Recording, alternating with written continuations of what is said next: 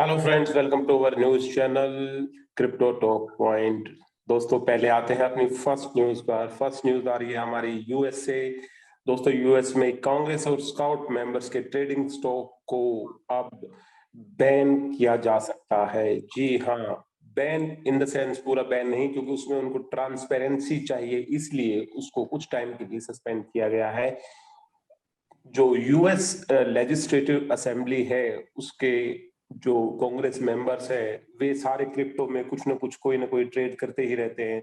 तो public transparency के लिए उसमें एक नया बिल जोड़ा जाएगा, जिससे वे ट्रेड तो कर सकेंगे, परंतु उनको अपना वो ट्रेड डिक्लेयर करना होगा, ताकि वो किसी अन्य कंपनी को कोई फायदा पहुंचाने के लिए किसी भी टाइप का कोई बिल पेश न कर पाए। क्योंकि सारे क्रिप्टो एक्सचेंजेस यूएस डॉलर के अंडर ही चलती हैं, इसलिए ये एक महत्वपूर्ण कदम होगा कि जो यूएस लेजिस्लेटिव मेंबर्स हैं, जो कांग्रेस मेंबर्स हैं, वे एक पारदर्शिता के साथ अपना काम कर सके।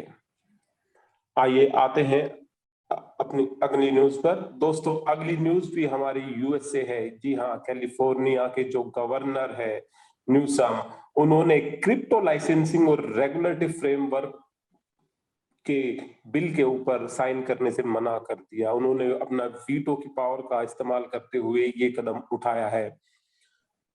जो कैलिफोर्निया की स्टेट असेंबली है, उसमें ये बिल पेश किया गया था और बिना किसी अपोजिशन के पास हो गया था, परंतु इसको कानून बनाने के लिए जो कैलिफोर्निया के गवर्नर है, उनके साइन की जरूरत होती है। लेकिन जो कैलिफोर्निया के गवर्नर हैं, उन्होंने साइन करने से मना कर दिया है।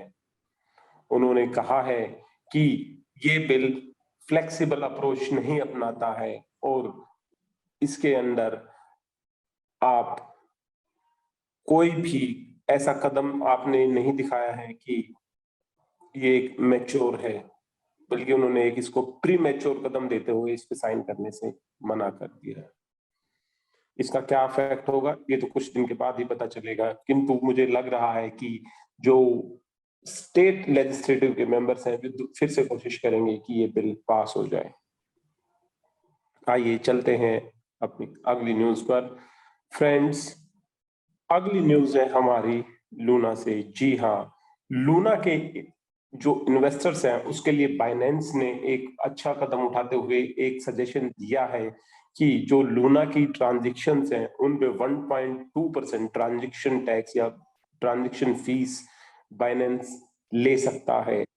शायद ये अभी तक तो अमल में नहीं है, अभी तक ये टेस्ट फेज में है, परंतु ये कदम उठाया जा सकता है। ये कदम इसलिए उठाया जा रहा है क्योंकि लूना की प्राइस है वो लगातार गिरते हुए जा रहे हैं। लूना क्लासिक की बात कर रहा हूँ मैं खास तौर पे।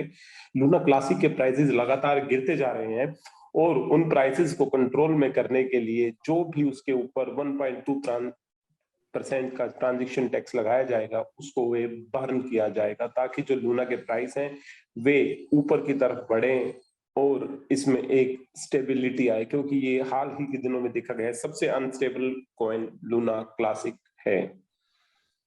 इसका इफेक्ट अच्छा पड़ेगा, होपफुली।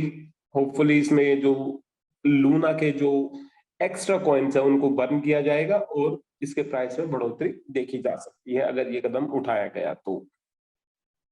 दोस्तों, चलते हैं अपनी अगली न्यूज पर। अगली न्यूज आ रही है हमारी अफ्रीका महाद्वीप से, केन्या से। जी हाँ, केन्या के सेंट्रल बैंक के गवर्नर ने कहा है कि केन्या की जो कंट्री रिजर्व है, उसको बिटकॉइन में परिवर्तित करना एक पागलपन होगा। जी हाँ, बिटकॉइन में कन्वर्ट करने जा रही थी केन्या की गवर्नमेंट। कुछ उनके सांसदों ने सजेशन दिया था कि अगर हम केन्यन रिजर्व को बिटकॉइन में कन्वर्ट कर ले तो ये एक बहुत अच्छा कदम होगा, परंतु केन्या गवर्नर ने इन का खंडन करते हुए कहा ऐसा कुछ नहीं होना चाहिए, एक पागलपन होगा, ये एक जेल टर्म के अनुसार होगा।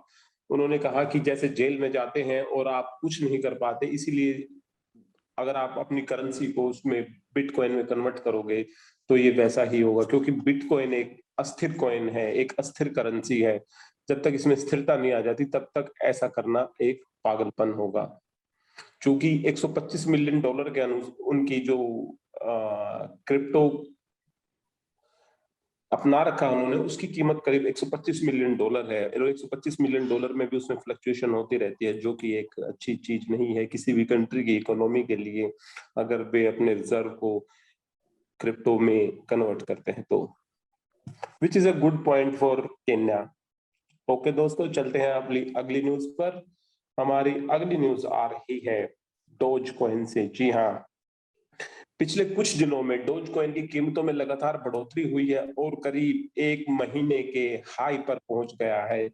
26 अगस्त के बाद कोरोना की डोज कॉइन की कीमतों में करीब 10% तक की बढ़ोतरी देखी गई है, जो कि एक उसका जो बैरियर था उसको इसने तोड़ दिया है। जी हाँ, लेकिन अभी भी ये अपने उच्चतम से काफी कम है।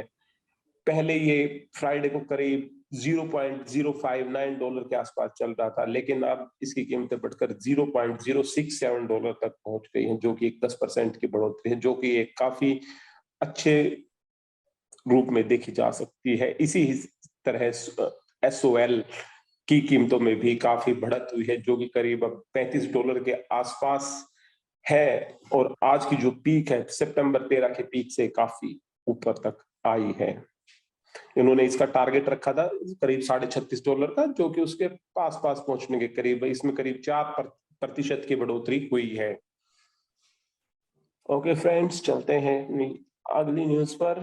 अगली न्यूज आ रही है हमारी हांगकांग से। जी हाँ, हांगकांग ने अपनी डिजिटल करेंसी लॉन्च करने का फैसला लिया है, और ये करेंसी वे इस साल के लास्ट क्वार्टर में शुरू कर सकते हैं। ये एक टेस्ट फेज होगा, एक पायलट फेज होगा, जिसमें उन्होंने इलेक्ट्रॉनिक हांगकांग डॉलर को मार्केट में उतारने का फैसला लिया है। फिलहाल ये उनकी कंट्री के वासियों के लिए उपलब्ध होंगे, क्योंकि एक टेस्ट फेज में है। बाकी इसका रिजल्ट बताएगा कि अगर ये टेस्ट फेज वे क्लियर कर पाते हैं तो उनके लिए काफी अच्छा होगा। हांगकांग की जो मिनिस्ट्री है, उन्होंने बयान देते हुए कहा, उन्हें लग रहा था कि हांगकांग इस मामले में काफी पिछड़ रहा है, इसलिए उसने मार्केट के अंदर आने के लिए जबरदस्त व्यापक तैयारी की, और इस साल के आखिर के कुछ महीनों में, जो आखिर के 3 महीने हैं, लास्ट क्वार्टर है, उसमें वे अपनी इस करेंसी को, इलेक्ट्रॉनिक करेंसी को लॉन्च कर देंगे। चूंकि एक पायलट फेज है, इसलिए अभी कुछ ज्यादा कहना आसान नहीं होगा, परंतु आने वाले समय में इसकी एक दूरव्यापी प्रभाव पड़ेगा, और जो भी डिजिटल करेंसी है उनमें काफी बढ़ोतरी का समर्थन जरूर करेगा। थैंक यू दोस्तों, ये थी न्यूज आज तक। हमारी लेटेस्ट न्यूज अपडेट के लिए बने रहिए हमारे news channel crypto top point के साथ। Thank you, bye bye, have a nice day.